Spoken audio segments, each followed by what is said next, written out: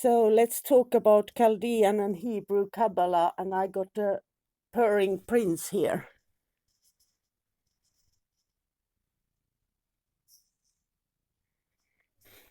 He gave the phone a kiss as well. So, Chaldea is the ancient Greek name for the southern kingdom of Babylon. Chaldea magic expertise was in astrology and numerology, which they combined to divine birth date. Belief in the magic power of the letters of the names of the deity also seems to have originated in Chaldea. The creative prowess of numbers and letters is an old Kabbalistic concept on which the Sefer Yetzirah is founded. The fact that the biblical patriarch Abraham or Avram, a high priest from the Chaldean capital city of Ur, is credited at the end of Sefer Yetzirah as the possessor of the wisdom of the alphabet indicates an old tradition. There are different systems of Kabbalistic numerology: Chaldean, Greek, Arabic, Jewish. The difference between them is that they calculate numbers differently, which gives different interpretations of life. As the descendants of Abraham, the Hebrews are of Chaldean stock. Abraham carried Chaldean mysticism with him to Egypt, where it became mixed with Egyptian mysticism. Moses brought his mixed esoteric system back to Israel. During the Babylonian captivity, the Jews learned Babylonian mysticism, and after their return to Jerusalem, this mixed system of esoteric knowledge established itself as Hebrew mysticism. The Chaldean Kabbalah.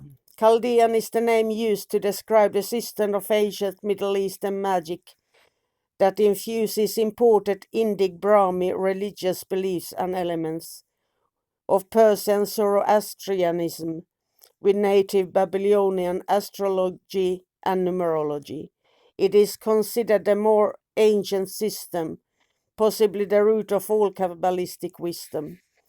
Chaldean Kabbalah is said to be lost to mankind, although Arab scholars claim that some Chaldean works have been translated and preserved by some Sufic initiates. The Chaldean Babylonian primacy in the Middle East was destroyed by King Cyrus of Persia. The Chaldean used an Earth-centered system: Earth, Moon, Mercury, Venus, Sun, Mars, Jupiter, Saturn, as they assumed that the planets that moved the fastest were closest to the Earth. This fundamental difference between Chaldean and Hebrew and other Kabbalistic systems is the way which Chaldean number values are designated. All other Kabbalistic systems use according to the letter sequence of the alphabet, whereas Chaldean Kabbalah designates the number values by sound vibration. The Chaldean system does not assign the number 9 with a letter value because it's the most sacred of the numbers. Its vibratory force includes the attributes of all other numbers and therefore could not be represented by any individual letter. Furthermore, Chaldean numerology always uses compound numbers. Because the number value system only goes up to 8, some consider it be a more accurate system.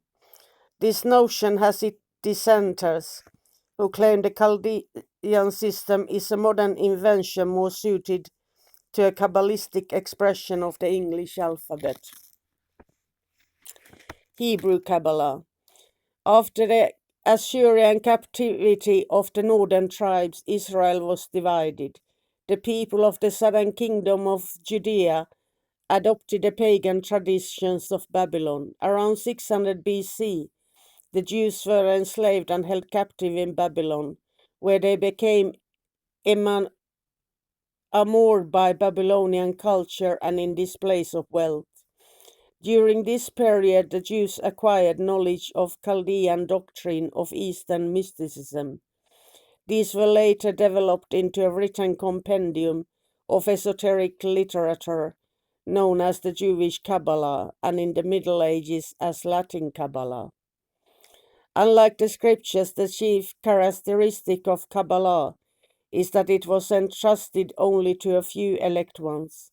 Because of the heretical nature of Kabbalah, it was not generally promulgated amongst the Jews, but remained the secret doctrine of the elect Jew, or certain Jews who were deemed worthy.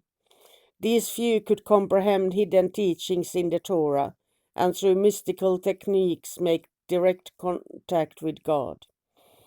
Among these practices are the rapid recitation of the holy name of God, Yod-He-Vah-He, or tetrameter, meditations on the 10 Sephiroth of the Tree of Life.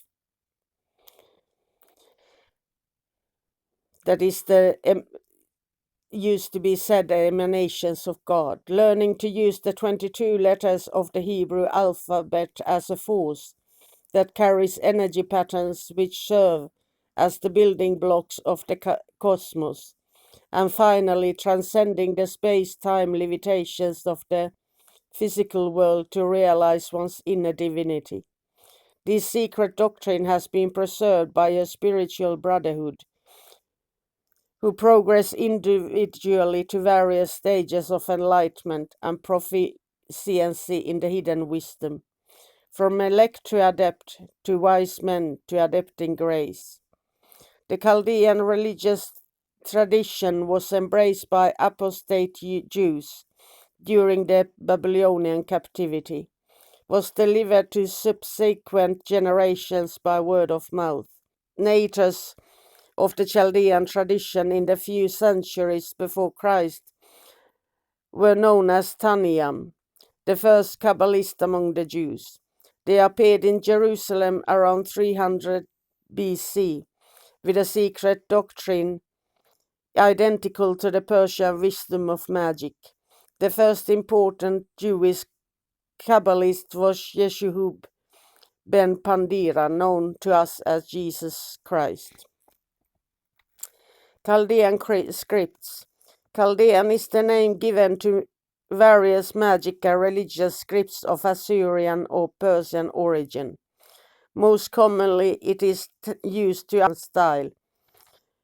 Enstrangala script, first used by Syrian Christians, later two different scripts with different pronunciations developed from used by Syrian Orthodox Christians and Eastern, or Chaldean script used in Persia by the Assyrian Orthodox or Chaldean Church. Today, the term Chaldean is used to refer a branch of the Nestorian Orthodox Church. In the Middle Ages and the Renaissance, Chaldean was applied to any magic cipher that imitated the Assyrian script style to encode various alphabets, particularly Hebrew and Greek. And this is something I thought was so fun to learn as a child. It was like a secret language that I wrote letters, small notes to my father, so that they were secret, and it was like a message to him.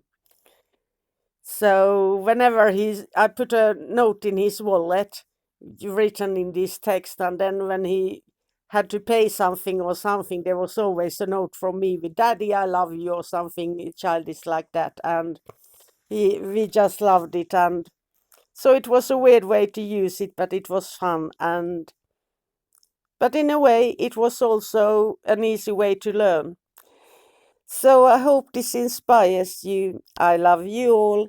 And Prince was purring behind me and around me and above me all the time, so I think he liked it too. Have a magical, magical day. Bye for now.